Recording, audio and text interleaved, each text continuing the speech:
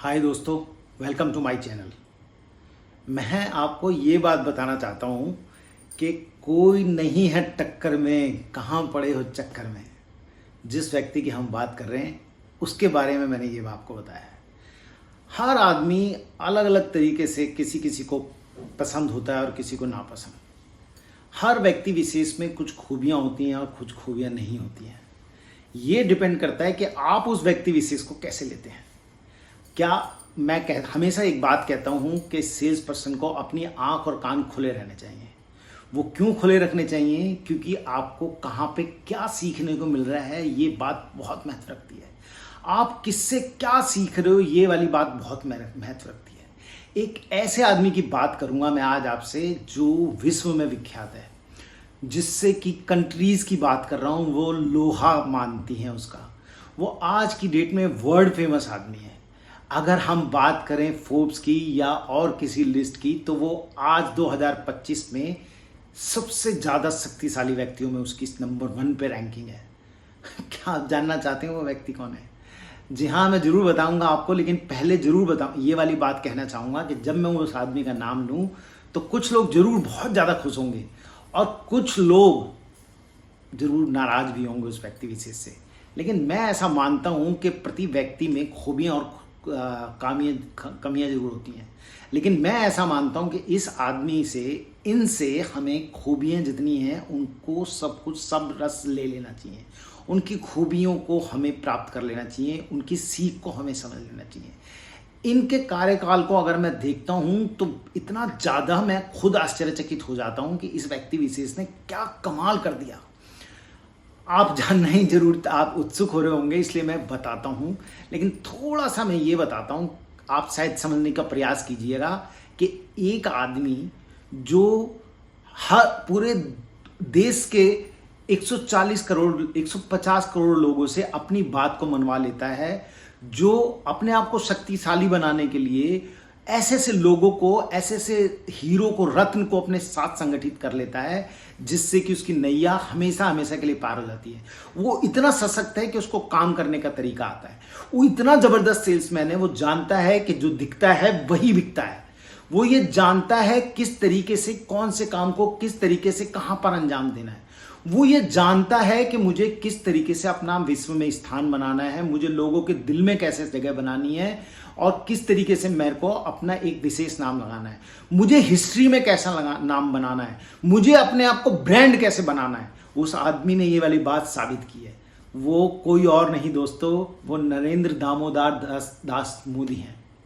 मैं कहता हूं ये वाली बात कि उन्होंने इस बात को जरूर सिद्ध किया। सबसे पहले तो हम सेल्स की बात करेंगे, क्योंकि हम सेल्स वाले लोग हैं। आप इन बात को समझने की कोशिश कीजिए। जब 2025 पहलगांव कश्मीर में हमारे नागरिकों के ऊपर हमला आतंकवादियों ने किया, तो उन्होंने इस बात को बहुत अच्छे और सीरियस तरीके से लिया, क्योंकि वो एक बहुत बड़ी घटना थी जिसमें कि एक धर्म विशेष पे स्थान को, धर्म विशेष के ऊपर आक्रमण किया गया था। उनके पतियों को मारा गया, इसलिए उन्होंने एक दिन छोड़ के, 2 दिन छोड़ के, तीसरे दिन बड़े ही अच्छे तरीके से पूरे विश्व को अपने प्रभाव में लेके, विपक्षी पार्टियों को अपने प्रभाव में लेके, उनके साथ मिलके, अपने सारी टीम को अपने काम पे लगा के, विदेश मंत्रियों से, अन्य देशों के मंत्रियों से बात करने के लिए, सबको सूचना देने के बाद उन्होंने भावलपुर में और आतंकवादी क्षेत्र में जितने भी थे उन सब पे आक्रमण करके उनको नेस्तनाबूद कर दिया। उन्होंने इस बात का सिद्ध कर दिया कि अगर कोई भी हमारे देश के नागरिकों से लड़ने की कोशिश करेगा, हमें परेशान करने की कोशिश करेगा, हमें हर्ट करने की कोशिश करेगा, तो उसको उसका उसी तरीके से जवाब दिया जाएगा। और देखने वाली बात यह है, मैंने अभी कहा था जो दिखता है वही बिकता है बॉस। उसका नाम उन्होंने दिया सिंदूर, क्योंकि उन्होंने, आतंकवादियों ने स्त्रियों को तो छोड़ दिया था, और जिससे कि ये सिंदूर, ऑपरेशन सिंदूर बहुत फेमस हुआ। पाकिस्तान ने उनके ऊपर, हमारे ऊपर आक्रमण किया, तो उन्होंने 2 ऐसी सशक्त महिलाओं को सामने लाए जो मीडिया ब्रीफिंग में थी। सोफिया जो कर्नल है हमारी फौज में, और व्योमिका जो वायुसेना में है। उन्होंने उनको सामने रखा, क्योंकि महिलाओं को सामने रखने से देश में एक बहुत विशेष बात आई कि ये नाम सिंदूर जब रखा गया है तो महिलाएं अगर इसको प्रस्तुत करेंगी, इसकी कमांड संभालेंगी, तो लोगों में इसका और अधिक प्रभाव पड़ेगा। मैं कहता हूं ना, जो दिखता है वही बिकता है, वही उन्होंने बहुत अच्छे तरीके से किया। उन्होंने इस बात को सिद्ध कर दिया और इतना ज़्यादा मजबूर कर दिया पाकिस्तान को कि 2 दिन में वो अपने घुटनों पे आके बैठ गया, वो अपने घुटनों पे आके टिक गया। पूरा विश्व की जितनी भी पावरफुल शक्तियां थी दोस्त, वो हमारे साथ हैं, और पाकिस्तान अकेला खड़ा था, सिर्फ तुर्की उसके साथ खड़ा था। इतनी ज़्यादा बुरी हालत कभी किसी देश की आपने देखी है?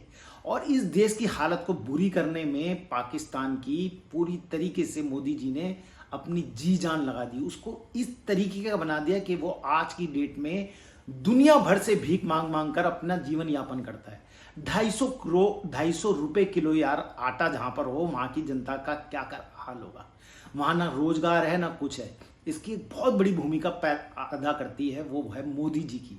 आपको ये बात जरूर सीखनी चाहिए कि उनके अंदर जो जो खूबियां हैं वो कैसे कैसे आपको निकालनी है। मैंने ये एक ऑपरेशन सिंदूर का आपको उदाहरण दिया। मैं दूसरा उदाहरण देता हूं कि चाइना के शी जिनपिंग को उन्होंने कई बार इंडिया में आमंत्रित किया और उनको सही ट्रैक पे लाने की कोशिश करी, उनको सही तरीके से उनके साथ कदम से कदम मिलाने की कोशिश करी। लेकिन जब उन्होंने इस बात को नहीं समझा, शी जिनपिंग अपने ही तरीके से काम करते रहे, तो उनकी कमर ऐसे तोड़ी उन्होंने कि मेक इन इंडिया ही बना दिया। आज हम स्वावलंबन की ओर बढ़ते चले जा रहे हैं। मेक इन इंडिया आज की डेट में बहुत एक बड़ा ऐसा प्रोग्राम है जहां हम अपने आप को बहुत सशक्त कर रहे हैं। ऐसा वो तभी कर पाए जब हम सब 150 करोड़ उनके साथ थे। ये तभी संभव हो पाया जब हम 150 करोड़ उनके साथ थे। और उन्होंने ऐसा तब कर पाए, उन्होंने हमारे अंदर अपने प्रेम को जागृत कर पाया। उन्होंने ये वाली बात साबित करी। कश्मीर में 370 को हटवा के 3 तलाक को खत्म करके उन्होंने देश में अंतर्राष्ट्रीय एयरपोर्ट्स को ज्यादा बढ़ावा दिया, सड़कें इतनी अच्छी बढ़ाई। अरे यार, और तो छोड़ो, कोरोना काल में उन्होंने जब जब थाली भी बजाने को कहा तो लोगों ने थाली तक बजाई थी। आपको याद होगा वो समय कि उन्होंने थाली बजाने का कहा तो थालियां बजाई, मोमबत्ती जलाने को कहा तो लोगों ने मोमबत्तियां भी जलाई। वो ऐसा तभी कर पाए क्योंकि उन्होंने दिलों पर राज बना लिया। और वही मैं आपसे बार बार कहता हूं कि कस्टमर को अपनी इतनी प्रेजेंस कर लो कि वो आपके अलावा किसी और की ही ना सोचे। उन्होंने विदेश मंत्री श्री एस जयशंकर को अपने साथ लिया और अपने कार्यकाल में उन्होंने उनको विदेश मंत्री बना दिया। उन्होंने गडकरी जी को रोड ट्रांसपोर्ट का उनको मंत्री बना दिया। जो इतनी सड़कें, इतने हवाई अड्डे, इतने बढ़िया स्मूथ तरीके से काम हो रहे हैं। हमारी विदेश नीति इतनी जबरदस्त है कि कोई हमें हरा नहीं सकता। दोस्तों, आज की डेट में हम बहुत शक्तिशाली, पावरफुल, हम विदेशी मंचों में हम बहुत पावरफुल हैं। हर जो विदेश का मंत्री है, जो भी राष्ट्रपति या प्रधानमंत्री हैं, वो सबसे कहीं अधिक आज की डेट में मोदी जी की बुक्कत है। वो इतने पावरफुल हैं कि उनको बड़े बड़े ताकतवर देशों की लिस्ट में सबसे पहले उसका नाम दिया जाता है। ऐसे ऐसे देश हैं जहां पर हमारे देश की जरूरत, जो असहाय या गरीब देश हैं, उनकी हमेशा सहायता करने में आगे लगे रहे। पापुआ अफ्रीका का एक छोटा सा देश है जहां पर हमने कोरोना काल में उनकी मदद की और कई देशों में हमने मदद की। तो वो उनके पैर तक, मोदी जी के जब वहां पर वो गए तो उनके पैर छूने के लिए भी मजबूत हो गए। यार, अपनी शख्सियत को ऐसे ही बनाओ कि कस्टमर आपको कहे कि सर मैं मशीन लूंगा तो सिर्फ और सिर्फ आपसे, उससे इतना ज्यादा रिश्ता मजबूत कर लो।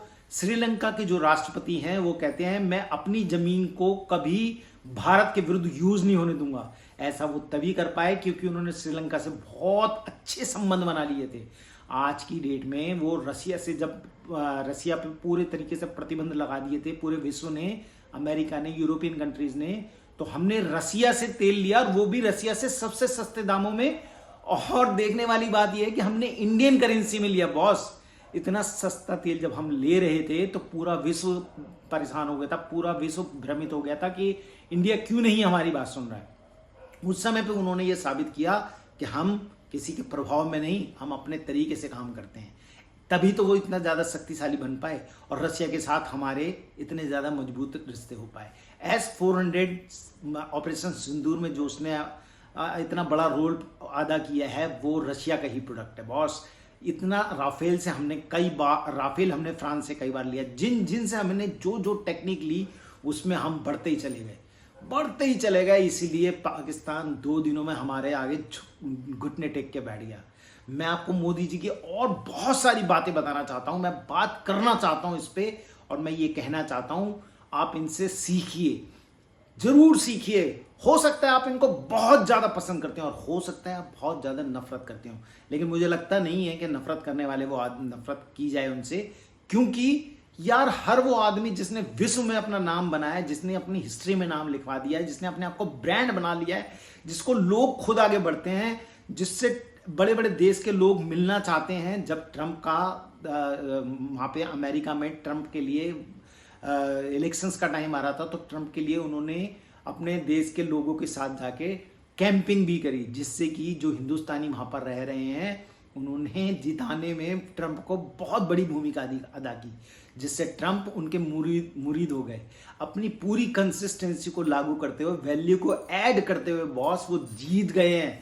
और अगर आपको लगता है कि मैंने सही बोला है तो मुझे कमेंट करके बताइएगा, हम इस पे दूसरा भाग भी बनाएंगे, क्योंकि मुझे लगता है कि मोदी जी से सीखने की हमें जरूरत है, और वो एक ऐसी शख्सियत है जो हमें बहुत कुछ सिखा सकते हैं, और बहुत बड़े देश की शक्ति को उन्होंने विश्व मंच पे लाके बहुत बड़ा नाम पैदा किया है।